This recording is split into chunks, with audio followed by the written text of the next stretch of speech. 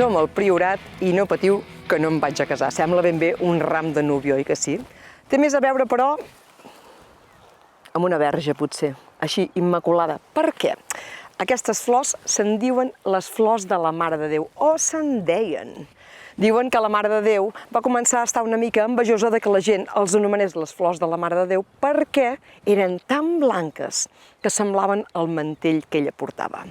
La dona va voler marcar ben bé qui tenia poder. I sabeu què els va fer amb aquestes flors? Si us hi acosteu, veureu que són precioses però que no fan gens dolor. Han perdut el perfum.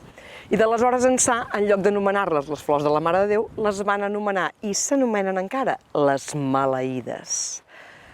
Si voleu saber més coses sobre flors, plantes i simbolismes, us conhortem a venir aquí al Priorat, i concretament a veure el nostre capítol d'Escala Dei.